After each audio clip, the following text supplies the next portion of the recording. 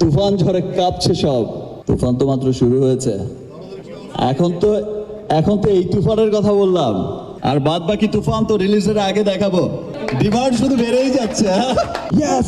High high, Shakib এটা কি বললো? এখনো নাকি অরিজিনাল টুইস্ট আসেই নাই। সাকিব খান একটা টিজার দিয়েই যে পরিমাণ বাজিমাত করেছে, এর থেকে বড় ধামাকা দিলে এবার তো মনে হচ্ছে পুরো মিসাইল ছাড়বে। একটা কথাই তুফান নিয়ে বলবো, তুফানের আমরা মাত্র একটা টিজ ছেড়েছি। টিজ শব্দটির অর্থ হলো যে উস্কানি দেওয়া। আমরা মাত্র একটা উস্কানি দিয়েছি, আরো অনেক উস্কানি বাকি আছে, এখনো ট্রেইলার বাকি, এখনো অনেকগুলো গান বাকি। সবাই তো রায়হান রাফির মুখেই শুনলেন, এখনো নাকি তেমন কিছুই ছাড়ে নাই, তাতে এই অবস্থা। তাহলে ভাবেন যদি মুভির ট্রেইলার ছাড়ে তাহলে কি অবস্থা হবে। আরে ওয়েট ওয়েট, এদেরকে চেনা চেনা লাগছে না? হ্যাঁ হ্যাঁ, সাকিব আল হাসান আর সাকিব খান একই মঞ্চে। এর কারণটা কি? সাকিব খান কিন্তু নতুন বিজনেস স্টার্ট করেছে, সেটারই উদ্ভাবন করতে কিন্তু সাকিব আল হাসান এসেছে। সে যা চাইবে পাইবে, যা করিতে চাইবে করিবে।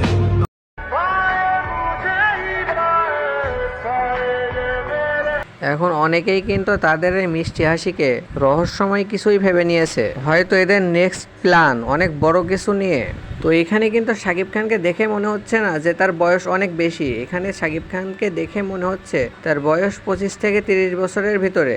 আসলে সাকিব খানকে কিন্তু বাংলাদেশের কিং খান, শাহরুখ খানও বলা যায়। সাকিব খান কিন্তু একজন ভালো অভিনেতা, কিন্তু অনেকে ভাবে যে আপনারা এটা মানতে, আপনি মোশাররফ করিম রায় না না মানেন না, না। কখনোই না। চঞ্চল চৌধুরী তার নিজের মুখে কি বলল? আসলে এর আগে আমরা কিন্তু জানতাম যে চঞ্চল চৌধুরী, মোশাররফ করিম এরা সাকিব খানকে কিং খান এটা কখনো মেনে নিতে চায় না, কিন্তু আজকে কিন্তু চঞ্চল চৌধুরী বিষয়টা নিয়ে কথা বলেছে। চঞ্চল চৌধুরী কিন্তু বলেছে যার যেমন যোগ্যতা তাকে কিন্তু সেরকম ভাবে আমাদের মেনে নিতে হবে, এটা অস্বীকার করার কিছু নাই। তুফান তো মাত্র শুরু হয়েছে। এখন তো এই তুফানের কথা বললাম। সাকিব এটা কি বলল? তার মানে নেক্সটে কি আরো অন্য তুফান আসতেছে, নাকি কেজিএফ, বাহুবালির মতো তুফানেরও সেকেন্ড পার্ট আসবে? আসলে এখন তো বিষয়টা ক্লিয়ার করে বোঝা যাচ্ছে না।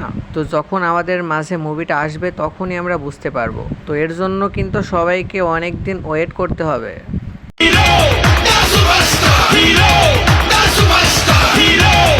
তো এখন এটা দেখার জন্যই ওয়েট করতে হবে আসলে মুভিটা কি কেজিএফ মুভির নকল নাকি অন্য কিছু।